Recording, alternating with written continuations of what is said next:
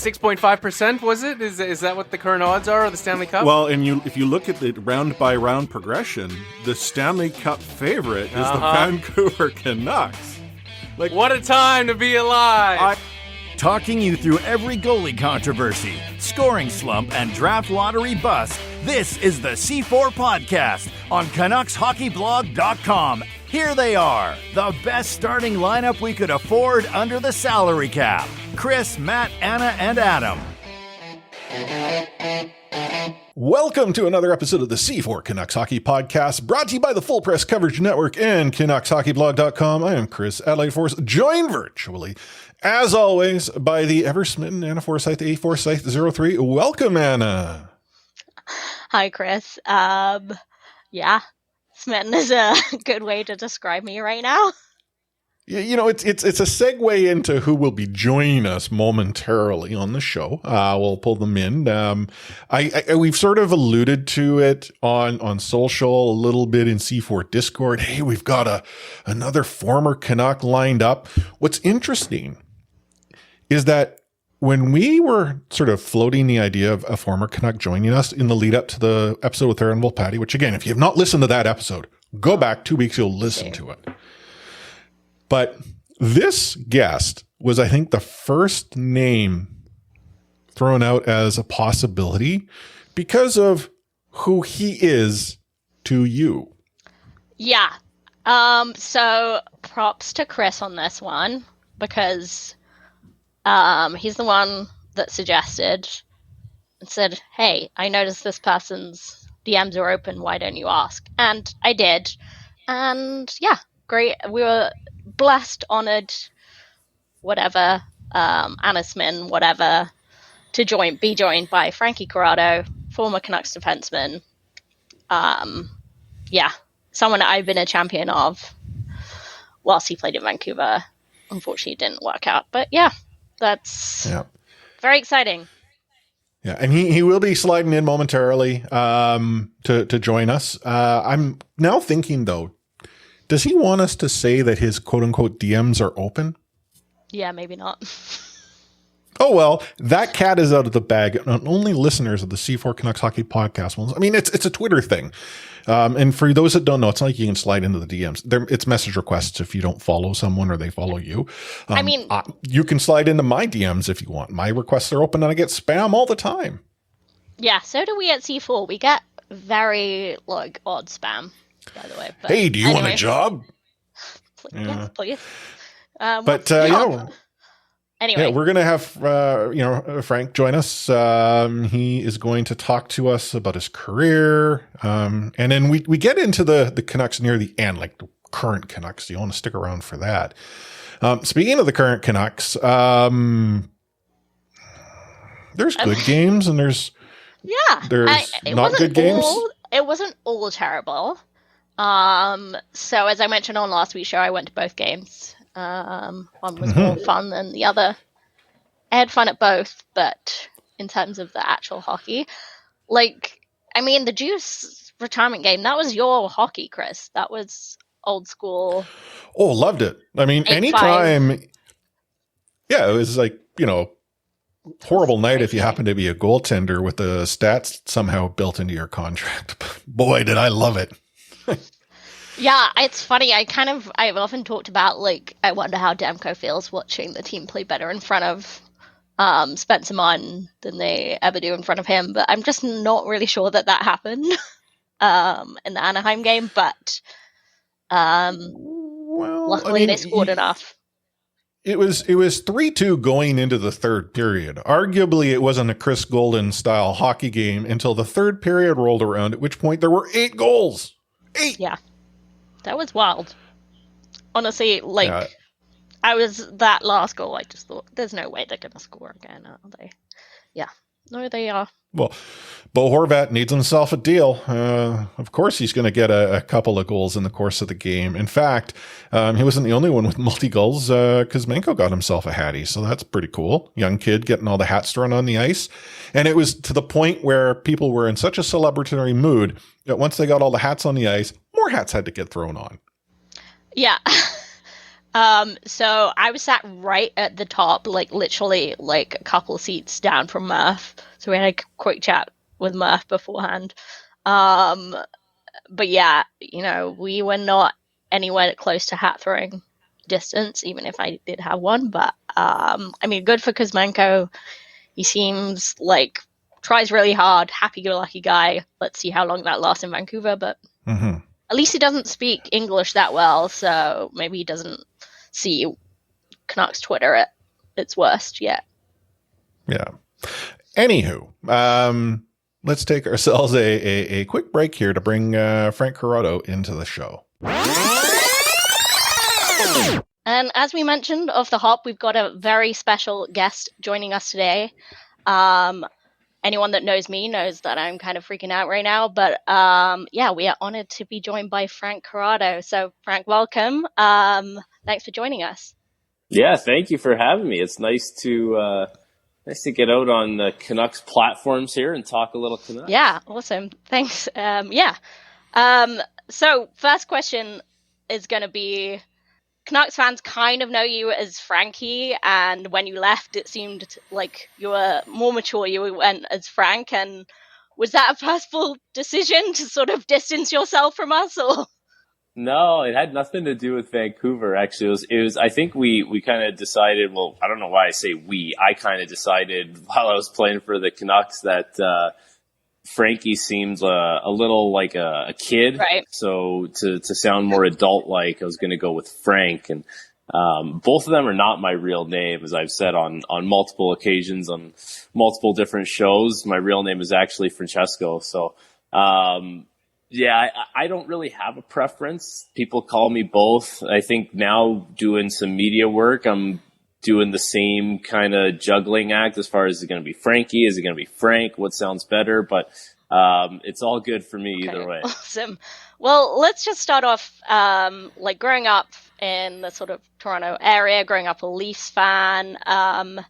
What was your kind of like first steps into hockey? Like, obviously you're from an Italian-Canadian family, but like, was your family really pushing you into hockey, or you kind of did it all by yourself?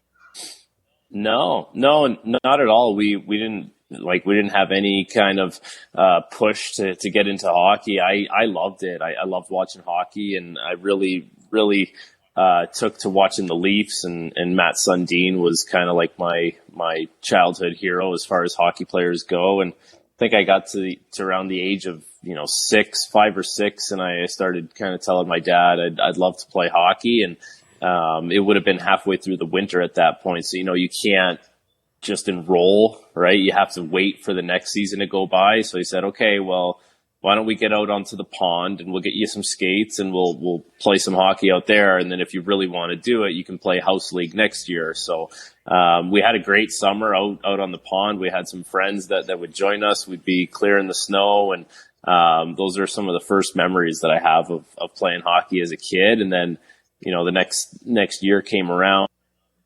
Line up, it's probably in the summer because the season's going to start in September, and played house league there and just outside of Toronto, and loved it. Like, loved going to the rink. Always wanted to go. Always wanted to do extra, and I think that kind of followed me through my whole career. I can't remember a day where I didn't want to go to the rink or go to the gym or just be playing hockey. Yeah, sounds very idyllic, sort of Ontario kid growing up. Like, into your OHL career, just wondering what kind of game were you playing, and like how would you see yourself as a player? And was it like, were you building up to be drafted, or was that kind of not on your radar? Yeah. Well, I would say, like, as a youngster, I was one of the taller kids for a little bit there, and then everyone kind of hit their growth spurt, and I kind of lagged behind a little bit. So I got cut from a couple teams, and then right before minor midget, I had this summer where I shot up, I don't know, 3 or 4, who knows, maybe 5 inches in height. And it was the first summer I even got into a gym and started working out. And I came back into that minor midget season, and I was way faster than I remembered. And early on into that season, I kind of realized, like, wow, I can take the puck here and kind of wheel with it. And, no one seems to be catching me, which was awesome. And that season, I kind of felt like I really turned into this puck moving defenseman, very offensive minded guy. And I always had a little bit of, I always cared about playing defense. I always cared about penalty killing and being that guy on the ice in the last minute of play. And, I think I realized when I got to the OHL that I wasn't going to be able to be a purely offensive guy. I think I needed to be a defensive minded guy first who can move the puck pretty well and chip in offensively. And I think you see a lot of times players are not one dimensional, but there's one thing they do really, really well, right? And it's very, very identifiable for them. I think for me, I didn't have that. I didn't have that one thing that I did really, really well. I tried to make myself really well rounded. And, you could argue that not having one, one really identifiable trait may have held me back. But at the same time, if I wasn't as well rounded, if I didn't try and have a complete game, I might not have even got to the point that I got. So, I'm not sure what the right answer is there, but that was kind of how my evolution as a player went. Yeah. I mean, you were drafted in the 5th round by Vancouver, like another Canucks defensive legend, Kevin Bieksa. So I think it's good time to go. And then you were in the farm system in Chicago. What was that team like? Because you were with Eddie Lack and Chris Tanev at points as well. Yeah, it was really fun, actually. Just being a young guy on that kind of team, there was a lot of really cool guys in that room, really fun guys to be around. And one of the things that sticks out for me about that group is they made going to the rink very enjoyable. And especially for a young guy just coming up and playing, your first games in professional hockey, they made a pretty memorable, pretty special experience. And, there's just something about being the young guy around there that, you have a little bit of fun with it, and you can kind of joke around and keep things light with the guys as the way Eddie is. And, we had a good group there with Jordan Schrader and Kevin Connaughton, and there was just a lot of really quality people. And, it was, I have a lot of great memories of, kind of getting called up to Chicago from junior as my season would finish. And, it was one of those things where all you're doing is playing hockey, right? Like you get called up, you're living in the hotel, there's other guys around you. All you're doing is you live, breathe, and sleep hockey, and it was really fun. Last one from me for now till Chris can jump in, because I feel like I'm monologuing. But yeah, your kind of NHL debut was a little bit baptism of fire, because you were going into right at the end of the season and then into a playoff, which saw you guys on the wrong end of a playoff sweep. So what was the atmosphere like there, and what was it like being the young guy in that sort of very serious dressing room? Yeah, it was pretty crazy, because I was in Chicago at the time, and they just had a bunch of injuries up in Vancouver, and I got a call to my hotel room, which doesn't really happen anymore because we all have cell phones and we're all just so connected that way. And I just thought maybe it was the front desk calling or something. And it was actually our coach in Chicago, Scott Arneal, calling. And he goes, "Hey, you were going to go up anyways to be a Black Ace, but they're going to need you a couple weeks early because they have a bunch of injuries, and you're going to play on Monday against Chicago. You're going to actually get into a game." And that was crazy. I couldn't believe the phone call I had just got, and called my parents and called some friends and told them. And so I get there, and it was one of those things where it doesn't really kick in for a little while. Like, you're almost naive to what the situation is and what's happening. And I got to do my solo lap, and when you look out in warm up and you see Kane and Taves and Hossa and Keith and Seabrook, and that's the Chicago team that ended up winning the cup that year. That was crazy. The fact that we won the game, and it went really well. I think I played 17 minutes that night, and I remember leaving that game thinking, okay, this league's not too hard, right? You can play in this league. I just think there was a little bit of a belief there that it was a great accomplishment, first of all, but there was a belief that I could play in that league, and it was really just the culmination of a lot of things over the course of your career, all the adversities that you go through, all the little milestones that you achieve along the way. And the fact that, that day finally came to fruition was incredibly special. So being that it was so sudden, very unexpected, did you have many friends and family able to make it out to that first game? No, we had nothing. I didn't have anyone there for the first game, just because it happened so quick. So we had another game a couple days later against Anaheim at home. So that was the game that we got my family out there. And, that was so cool for them. Like you think about your family and how much they sacrifice for you, over so many years, for you to achieve your dreams as a hockey player. So for them to kind of be there for that moment, it meant a lot to me, and I'm sure it meant a lot to them as well. I can imagine. Yeah. I obviously I've not lived that experience, but just talking to those who have had their friends, family in the building, it's different. It's almost and I don't want to discount it by saying it's like it's a reward, but it's like a thank you. Maybe it's the sort of the ability to celebrate. 100%. No, you're 100% right. Like, all the hours that you spend in rinks, driving to rinks, summer hockey, spring hockey, and even just for my family's sake, right? Like I can't tell you how many times my poor sister got dragged to hockey arenas when she probably didn't want to be there either, right? So you have to look at it that way. It takes a full team, and I'm very grateful that they were able to let me pursue my dreams, and that was a great experience that we all got to be a part of together. Now, from those few early games in NHL, being that it was a pretty easy league to play in, as you had found in that first game, quote unquote, we say that. Yes, I definitely had the fingers going. Our listeners just couldn't see it. Yeah. In the conversations that you had in the course of that off season, was there a plan to get you back into the NHL? Was it like, hey, we're gonna have you actually, start things out in the A, or how'd that go? Yeah, that's a good question. I think that was ultimately going to be up to how I played. And there was a lot of moving parts that year as well, with Elaine and Rick Bowness and Newell Brown moving on, and Torts and his staff coming in.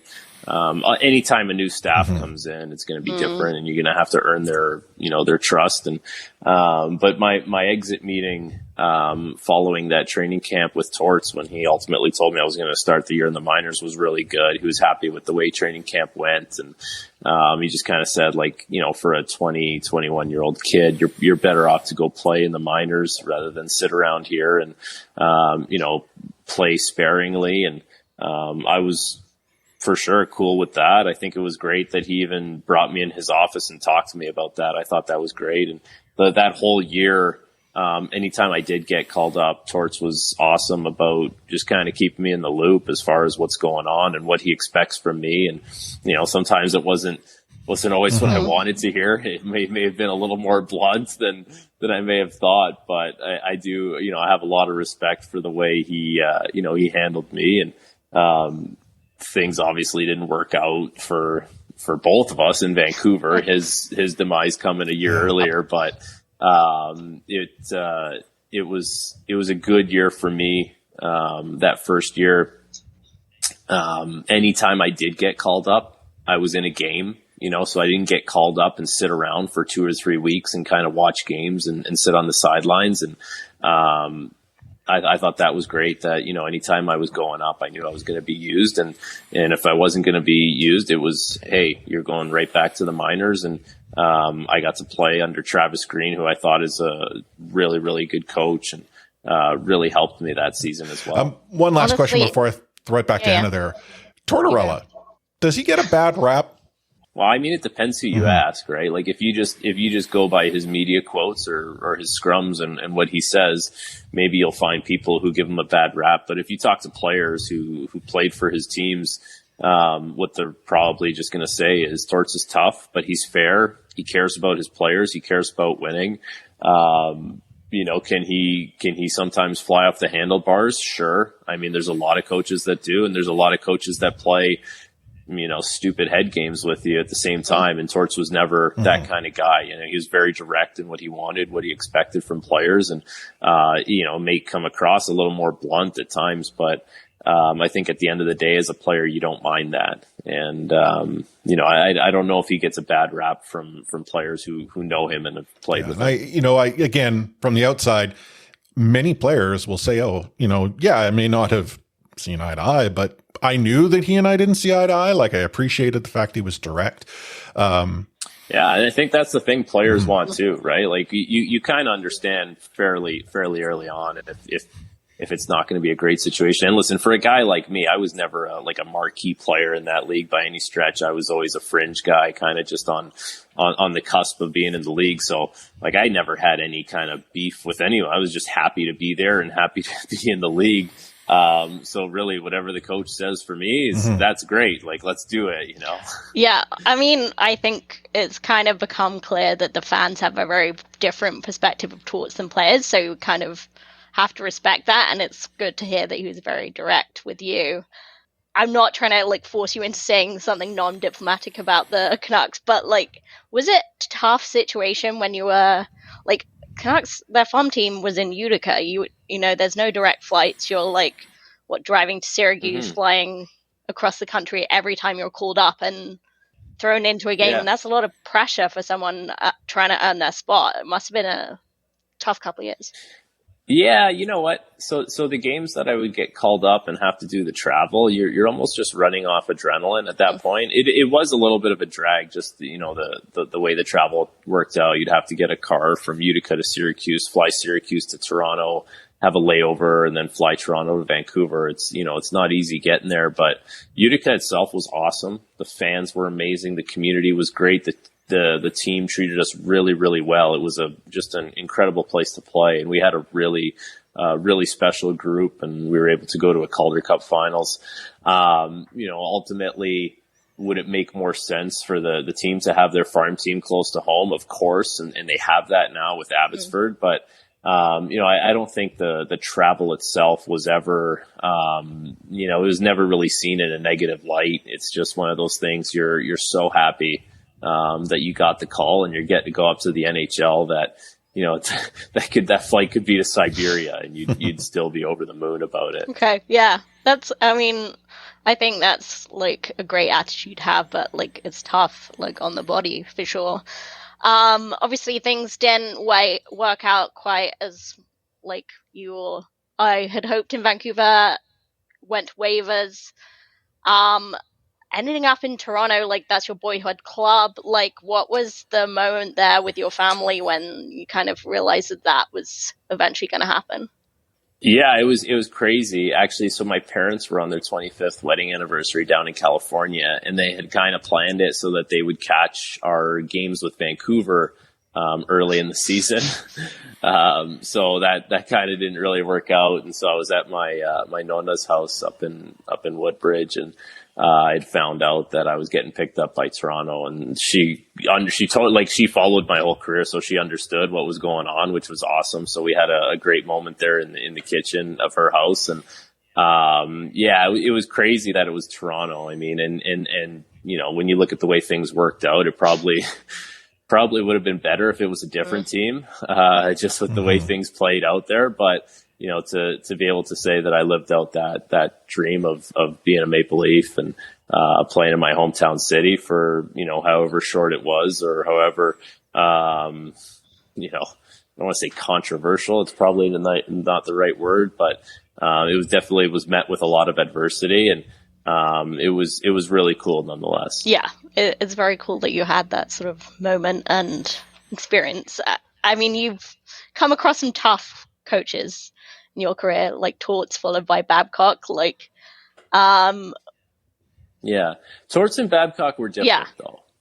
Torts was very direct. He told you exactly what he wanted. He told you exactly what he expected. And ultimately, at the end of the day, anytime I've seen Torts around, whether I was playing for Toronto or playing for Pittsburgh, the first thing we do is we shake hands and we bring it in. And there's, I didn't even play for him that long. I only played 15 games for Torts. And, you know, if that's the greeting you get, you know, I can't imagine guys like that played for him for years in New York. And I know he ran hot in New York. Like, I definitely know he ran those guys a little thin, but you know, you could see that there's an admiration there. There's a level of respect between the two parties, and safe to say that not every coach is like that in the league. There's a lot of guys who like to play some head games with you, and he's not that. He's hard on you, but he's very direct. Yeah, and weirdly enough, both of you kind of subject to social media campaigns of like free torts, free Frankie.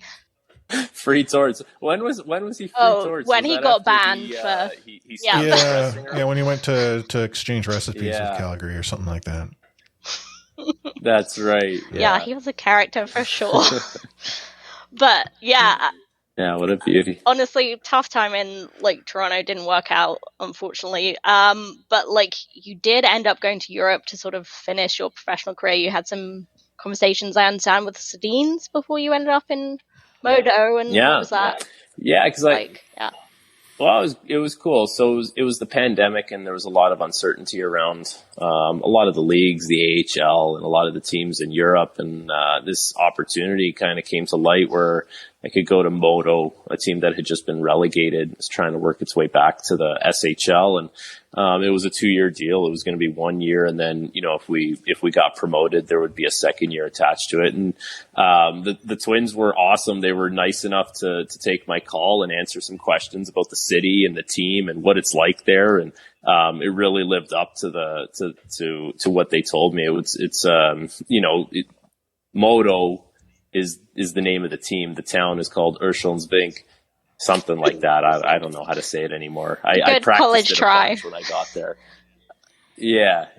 I'm pretty sure that's not a bad way to say it. But when you think of all the great players that came from there, and the Twins being two of them, and Naslund and Forsberg, and Victor Olofsson's a guy in the league right now who's from there. Linus Allmark is another guy. Like when you really dive in and look at all the amazing players that have come from there, it's crazy, and hockey's so deeply embedded in the fabric of the culture there, and it's a really, really cool place, like right on the sea. I had a really cool apartment right on the water. The rink is situated there on the water as well.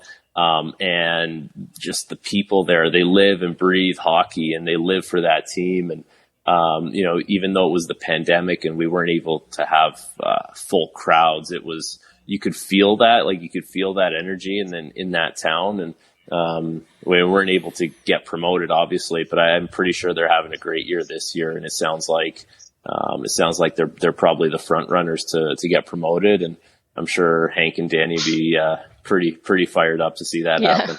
Well, that's really cool to hear. Like, I think us NHL fans don't get much experience of like hockey in Europe, and it's kind of like a whole different beast over there. Finally, because we kept you far too long, be great to hear about like how you transitioned into your like sort of media side of your career as an analyst, like how the first opportunity came about and where it's going. Yeah, so I mean, I would do call-in interviews every once in a while. Certain people would kind of request to do an interview. When I got home from the KHL last year, I was rehabbing a hip injury, and Leafs Lunch called. The host there is a friend of mine, and he asked if I could do a hit just to talk about how the team's playing, what I'm seeing, and all that kind of stuff. And I guess it went pretty well because his producer called me about the next week and asked if I would have any interest in co-hosting a show. And of course I said yes, because I had nothing else to do. And so I did a couple of those, and that kind of snowballed into one of the TV producers calling, asking if I had any interest in doing the CHL on TSN. It's a new property that TSN had just gotten, and they were looking for an analyst to try out. And so that was really fun because I got to work with a friend of mine, Carlo Koliakovo, and we had a great time doing those games on Friday nights. And it was great to get those reps under my belt. And then, like one thing leads to another, and I'm doing radio for the Leaf games. So I'm doing the pregame shows, the intermissions, and the postgame shows. And all of this is through TSN 1050 and in Toronto. And it just became something that I really enjoyed doing. And I kind of just said, listen, I'm available.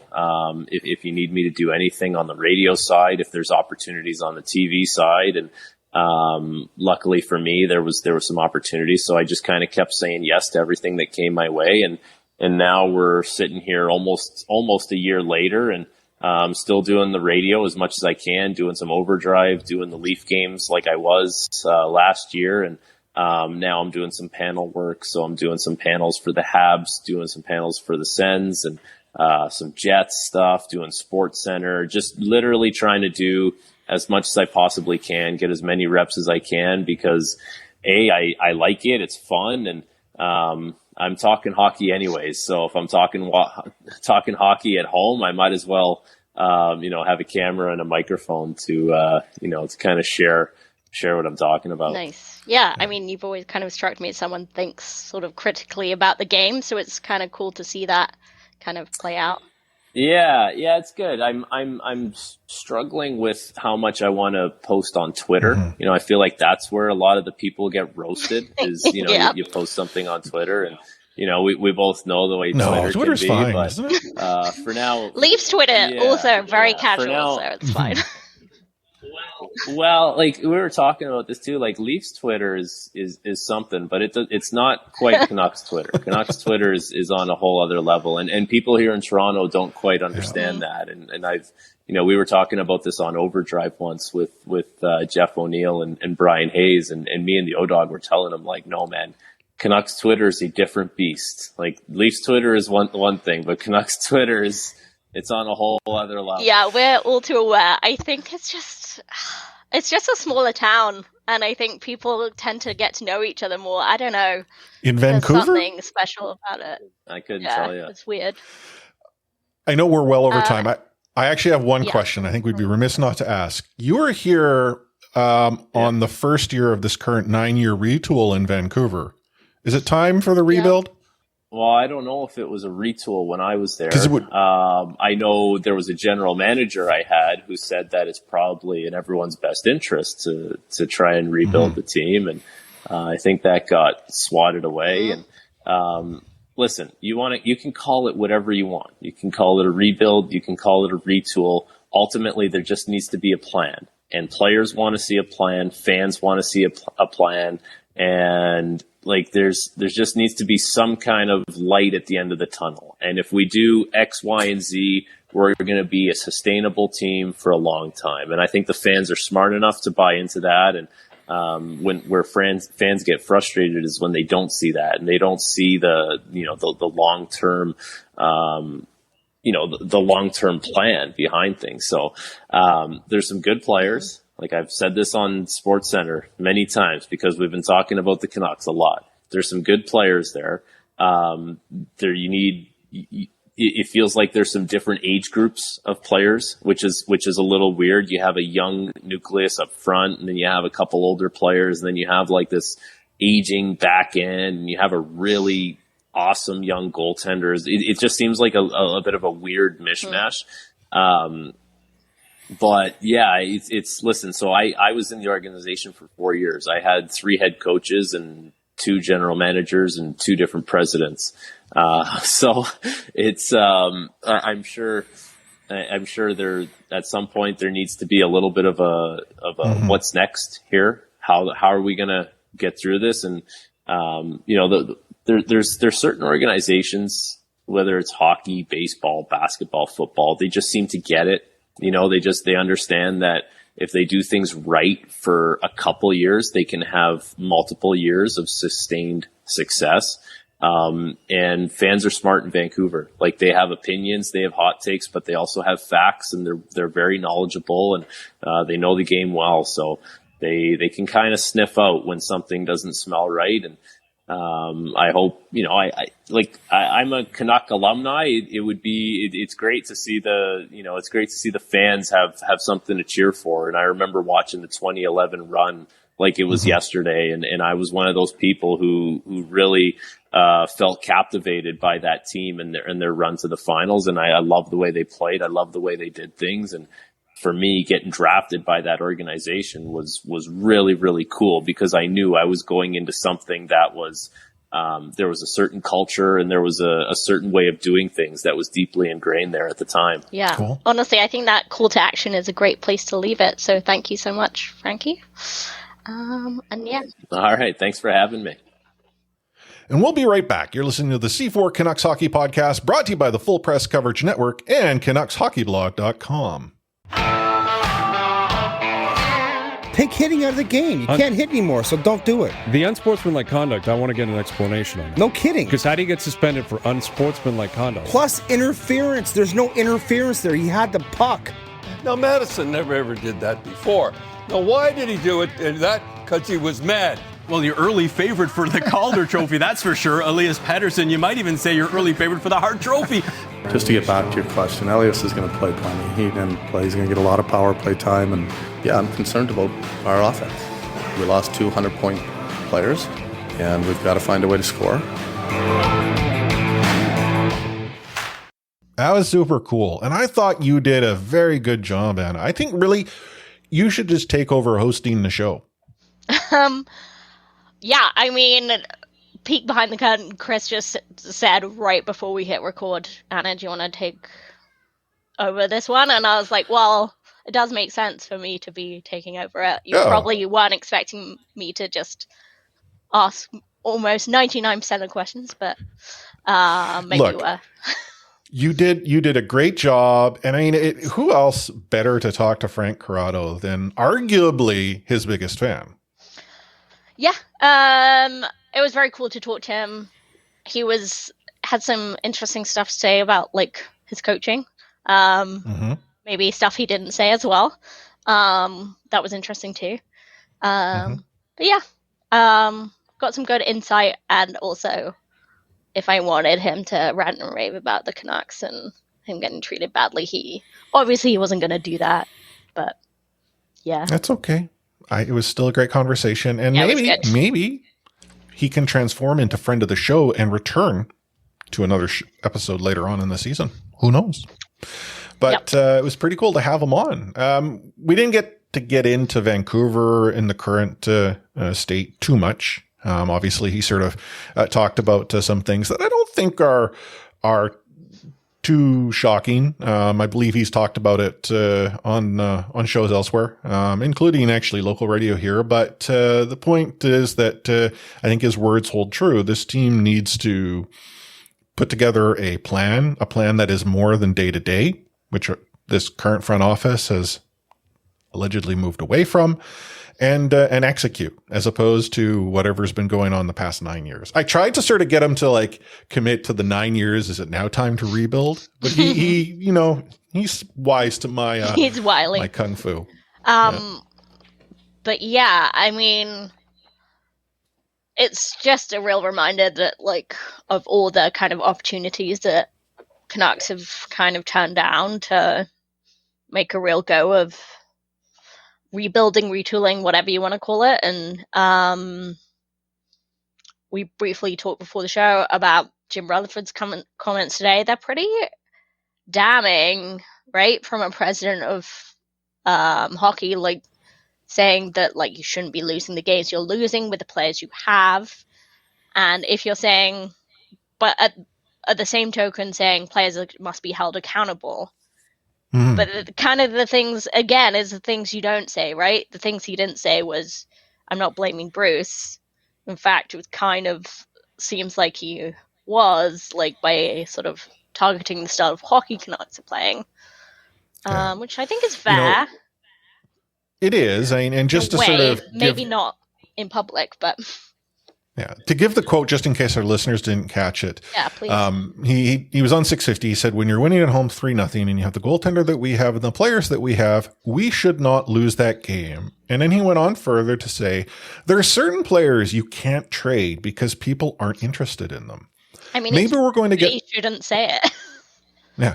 Maybe we're going to get to a point where we're going to have to take a look at trading one or two players that in the offseason we would have never considered doing. I mean, like JT Miller, maybe. Like they maybe should have thought a little harder about whether re-signing him was a good idea. Honestly, I don't often agree with Don Taylor, but when he said he can like complain all he wants, but a lot of his moves have been Benning-esque, I was like, damn, you're right, Don. I will say that like I do want to kind of back up that part about players being held accountable. I'm not absolving Bruce Boudreau at all, but watching that third period from bird's eye view in the stands and watching players who are in good positions make the wrong choice over and over again, like that's hockey IQ, that's hockey sense, and I don't know if like they're not being put in that situation in practice enough, but it was depressing to watch like the stupid hockey. Well, I think for me, in what I see, it's an accountability issue, right? If you can argue that, okay, maybe it's a systems issue, a coaching issue, then what happened year over year? Like, did accountability suddenly no longer become a even concept to talk about in this dressing room? Like, you know, I think back to, you know, a few weeks back when you had Shen getting into it with Miller. And up to that point, I mean, it was very obvious that Miller wasn't if he was providing 100%, it was 100% in maybe 90% of the time, right? Like there were moments where he would coast, he'd just be there like you could throw a pylon out and arguably there wasn't going to be any difference on the ice. That's not Miller. Miller is not a pylon, but it's very easy for any player to become that if they're not accountable to what they need to do in the moment. Now, why is this the way? I don't know. Maybe it's, you know, maybe is it Bruce? He's just too nice. I don't know. Is it an attitude? Seem likely. Well, I mean, think back to what you know Frank just said at the end of his interview. Like he described the dressing room as being very weird in the sense that you have all of these sort of different of groups and generations, and you have young kids, sort of an older veteran group, another like it harkens back to when he was talking about coming up through the organization where there was these core groups of like players within the same sort of era. They would come in. And I mean, we think back to the period of time that the Vancouver Canucks had in the Gillis years where you had a very veteran group that existed, a young core come and grow in them, see how you were supposed to play. And that core was what then made the 2011 run possible. And then we started to see some of that sort of move on to another young core. But the thing is there wasn't a young core. It was a constant, let's bring in all of these disparate pieces, parts, and jags. And we're there. The window's still open, man. The window's still open. I mean, that's the thing. I don't think it's a problem to have a sort of mix of ages if you're at a stage in your development where like you're pushing for the cup. So like having someone JT Miller's age or even like a couple of years older, that's fine if you're about to like make a cup run, and then you kind of need that mix of ages. But it's not a good spot to be in if you're that far away. Well, I mean, here's a fair question. If we were to talk about a transitional period where a proverbial torch is passed from one group to another, we saw a torch get passed sort of from that Sedin core and what was left to it to the young core that was present at that moment. That young core is Bo Horvat, maybe Brock Besser to some respect. Yeah, sure. I guess you could argue maybe Demko. But I feel like we don't talk about that. Yeah.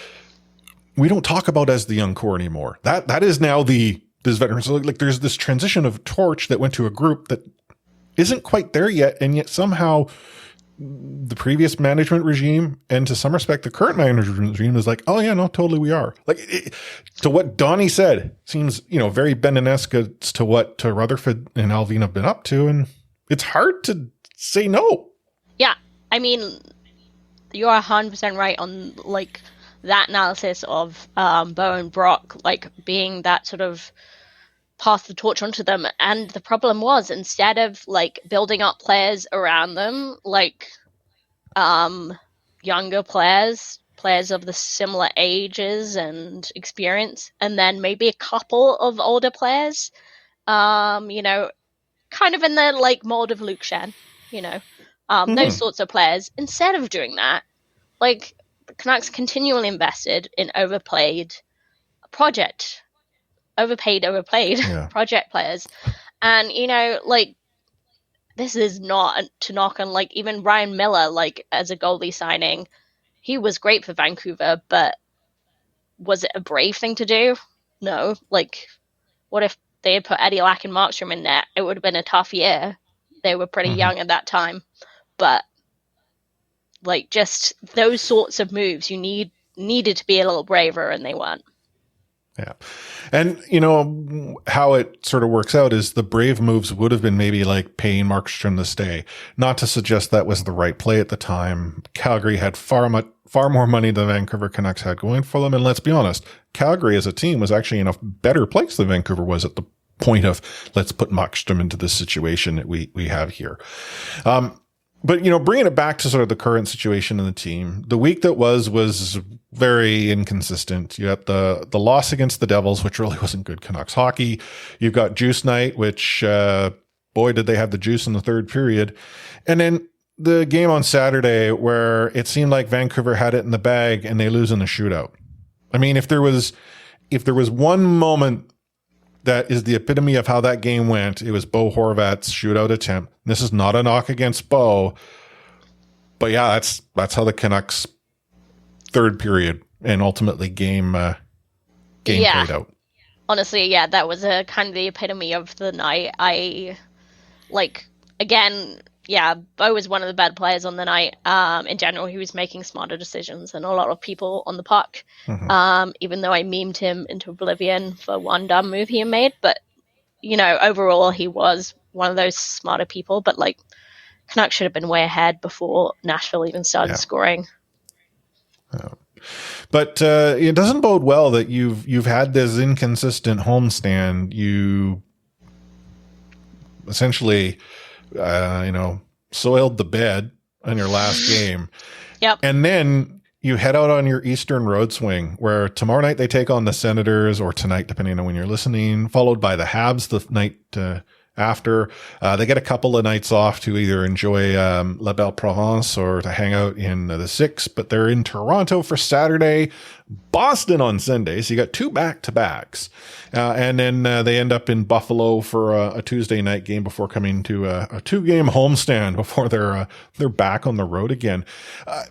This road trip isn't, going to be an easy one for Vancouver. I mean, looking at who they're playing, the Senators are kind of where the Vancouver Canucks are right now. The Habs have been pretty inconsistent, but Toronto is doing well. Boston is, maybe not doing so well off the ice, but no, true. Boston's I mean, Boston. It's as if the Bruins were like, what can we do to take the heat off our hot start? But the fact remains Vancouver has a tough road trip. And there are two sort of possible ways that this can go. And they're very obvious, is that the team comes together, they go out on the road, they persevere, they come home with some confidence and some momentum, or Vancouver comes home and big change occurs. Because at this point, if this is a bad road trip, I don't think it's unfair to suggest that the team is needing to hit a reset button. Yeah. I mean, like it or not, like, it doesn't really matter where the teams are in the standings. Toronto and Boston are always going to be huge, like, headline grabbing big games, especially for the fans. Like, that Boston game, like, it doesn't matter that Boston are overall a much better team than Vancouver. Like, Canucks hate losing to them. And hopefully the players go in with that attitude that, like, these are two huge games for the fans and maybe for the whole organization. Yeah. And, for anyone here who's listening, like, oh, it's so negative. Well, the Vancouver Canucks will be almost a quarter of the way through the season. And if this road trip does not get them positive points. Like they can't just come home with a 500 road trip, because a 500 road trip does not get them anywhere near, their goal of being a successful team. If they're going to come home sub 400 on a bad road trip. Like that's not a good place to be in a quarter of the way through the season. Yeah, anything can happen, but I would like to think that the Vancouver Canucks current management group would see this. They would hit a reset button, and then, hey, if that reset results in an improvement similar to what happened last year, fine. But it can't be we're just one piece away from being a cup contender. It's got to be a full reset. Yeah, because think about what you just said. Like the fact that it worked last year. But that was a year ago, and we're already in a bad situation again. It's not Bruce doing this. It wasn't Travis Green, ruining this team. Whatever you think of those coaches, you can think that they could do better. I'm sure, they're not perfect. They could. But, yeah, it's this team. We can't just keep, putting Band-Aids over bullet holes. Yeah. But despite the sort of dark clouds over the Vancouver Canucks, we had already alluded to it. The Boston Bruins decided that the NHL, or more specifically their organization, could see the light and decided that was bad. Sun is bad. Bring in the dark clouds. And they went out and decided that it would be a good idea to sign a player in Mitchell Miller, and believe that he has been rehabilitated, and we will help with this rehabilitation, and he will become a better player. And we as a good organization are doing it out of the kindness of our hearts. Yeah, I mean, it really sounds familiar, doesn't it, to when the Habs are drafting Logan Maeve. Lots of promises about rehabilitation, and we're going to support that rehabilitation, but no actual concrete ways they could say that he had changed, or what those continued rehabilitation efforts would look like. Yeah, honestly, I should point out, Mitchell Miller is the kid that was drafted by the Arizona Coyotes, who then deselected him. Yeah, I mean, they ended up vacating the pick themselves. But I mean, I'm summarizing and not doing any justice. But not only was this kid convicted of a crime, the crime was outright bullying, and I'm going to argue assault of a particular individual, another kid in his school, for years. Yeah. And the way the Bruins tried to put it is he made one mistake. No. Yeah, this was an ongoing campaign of harassment against a person with disabilities. And also another angle that people were talking about a lot of the last few days is it was a black kid, and there was definitely an element of racism to that harassment as well. Not only did he make that one mistake going over several years, he never apologized to the family, which apparently the family repeatedly asked for, and kind of said at one point that was their primary thing they wanted.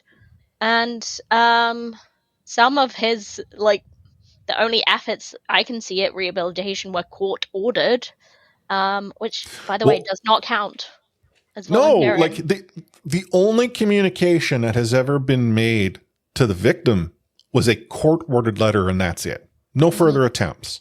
I mean, I'm not going to give the kid a pass, but the kid came out and said, I honestly don't know what I can say or do. I would like to, and have this, I don't know what to do. Can you tell me? Can you help me? I want to, what type of, cause I would be willing to concede. I don't know how you come back from everything that he had done and apologize in any way, shape, or form that would ever be sufficient. I don't think there's going to be ever an apology or an action that can make up the harm that he inflicted over the course of many years. Yeah. But he didn't, it wasn't even that. It wasn't even I don't know how to. It was simply hey, look at all these organizations we're going to work with and he has spoken to and all that. Well, that's great. What about the victim?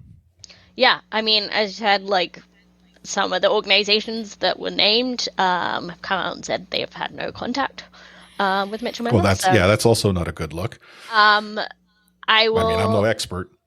Say I did read a tweet that was just saying, like, for all the people saying, like, does he not deserve a second chance? Like, his second chance was continuing to play hockey, was continuing to be, like, a normal kid, hockey player of some repute. Like, that's your second chance. You don't get to just play in the NHL. But he made just one mistake, Anna. Yeah. So it's just another slap in the face for all our friends. If you, like, haven't seen our good friend Chanel Keenan's video, like, I'm not sure if she posted it publicly or just to a select few people, but it was actually heartbreaking to watch. And I think it's just a constant reminder how, if you're a fan of, like, a fan of color, if you're a female fan, if you are a, like, fan with disabilities, hockey, just like the game, does not care about you. No.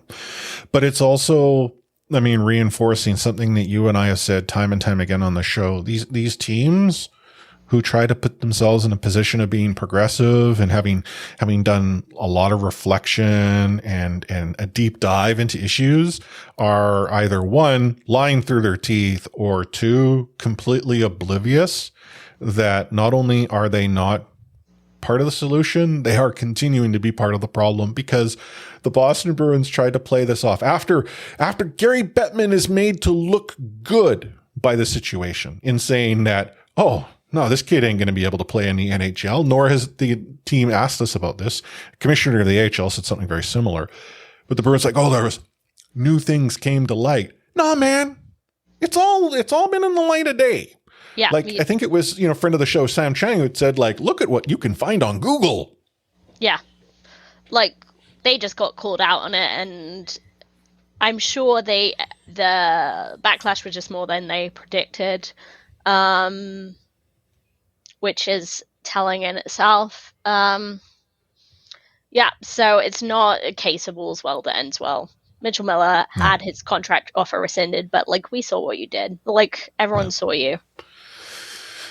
I mean, and this is even us not even getting to the fact that the NHLPA seemed to be interested that the NHL would not allow for the player to be eligible.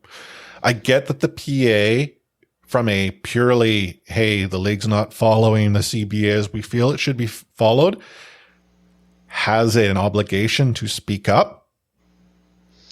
I don't know if they have to do that publicly, for one, and I don't know if it wasn't even a, like, situation where, like, yes, definitely should have been something you checked into before you signed a player, whether he can actually play, but, like, it's not like he was about to make his NHL debut. So, the whole situation sucked. And considering what was coming out of the dressing room from the Bruins after the fact, I wish players would speak up much more clearly and loudly before. There were a few. You weren't happy, like, Akeem Aliu is someone that comes to mind as having sort of spoken up, but that's not unusual for him. But again, you know what? It's just exhibit triple Q as to what is wrong with hockey culture and how far the sport you and I enjoy talking about sometimes has to continue to proceed. Yep. Anywho, anything else? Any other bits and bobs, odds and ends? No, I think that's it. Really enjoyed that episode. Really enjoyed our chat with Frank. It was fun. Less so enjoy talking about hockey culture sucking, but it's got to be done. Yeah. If you would like to hear another former Canuck or anything to do with the Canucks join us, first of all, let us know, like, hey, this would be a pretty cool person, but also understand we need a connection, a means to reach out. Myself, Anna, we have no problem trying to build that bridge, make that connection. It's just that sometimes we're not aware of who might be available or how to get in touch. In regards to Frank Corrado, as Anna mentioned, something I noticed is hey, maybe we can, shoot our shot. And it has to be said, like, that, he was kind of aware of who we are. That helped. So a little bit of an existing relationship, sort of. But we appreciate it. going on. With Aaron, I mean, Aaron was a connection. Someone had reached out and sort of made that introduction, and then we took it from there. So we'd be happy to have others on. And it doesn't have to be Canucks, obviously. As you know, with our show, we love talking to just all sorts of different voices. Some you hear, but we also love talking to the voices that maybe you don't hear a whole lot of. Mm-hmm. So please recommend anyone that you might think we'd be interested in. Speaking of recommendations, any idea where someone might be able to recommend potential guests to us, Anna? Well, you'd have to get in touch with us. What ways can you do that? You can tweet us. We're at the C4 Podcast. We are also at the C4 Podcast on Facebook. But if you want to talk to us, if you want to talk to our other listeners, like get involved in the conversation about C4, whether it is to recommend a guest to us or complain about the team or tell us we're too negative about the team or post a picture of your dinner. All of these options are open to you if you join us on Discord. We're at discord.io/C4 podcast. And honestly, like Discord is sometimes like the saving grace throughout the Canucks season. So please come on and enjoy the group therapy. Yeah. Also, feel free to contribute to an episode by leaving us a voice message. I made a call to action last week. It didn't, unfortunately, seem to result in any action. But you can drop us a message by going to a little website called speakpipe.com/C4 podcast. From your computer, from your phone, go there, record a message. It's saved. We get it. We include it. We can answer any questions you might have, and we will do so. I'm thinking I might put together a, self-promotional commercial spot that we can insert into the show, asking for people to do this and reminding them maybe earlier on. Maybe people aren't getting to this point of the show to understand that they can do that. I don't know. I would like to hear another voice. Yeah. Honestly, we love guests, but we also love to hear directly from our listeners. So that would be cool. Mm-hmm. Cool. And any final words of wisdom for all our listeners who are still tuning in, Anna? #free Frankie. Not #free torts? That one's that got too. Freed? Yeah. I mean, they both got freed in a way, but, True that. Retrospectively. My final words is, throw on those flannels, the sweats, whatever, to stay warm, because it's getting cold out there. And I know our listeners who might be from an area that is not the Pacific Northwest are like, you don't call that cold. That's not cold. It's a wet cold. It hits different. I could be outside in Calgary in like -10 and I wouldn't be wearing a jacket. But here, once it gets to single digits, my goodness, I can feel it down to my soul. Yeah, honestly, it was a very cold weekend into start of the week, but the mountains looked beautiful this morning. So I will take that. I enjoy those winter sort of sunshine mornings. Yeah, those are great. It's why is it not snowing? How can it be possibly this cold and still have rain from the sky days? Those are the ones I do not like. Yeah. Do not like. Yeah. But anyhow, on behalf of Anna Forsyth, A403, myself, Chris at Lightforce, signing off this episode with We Out.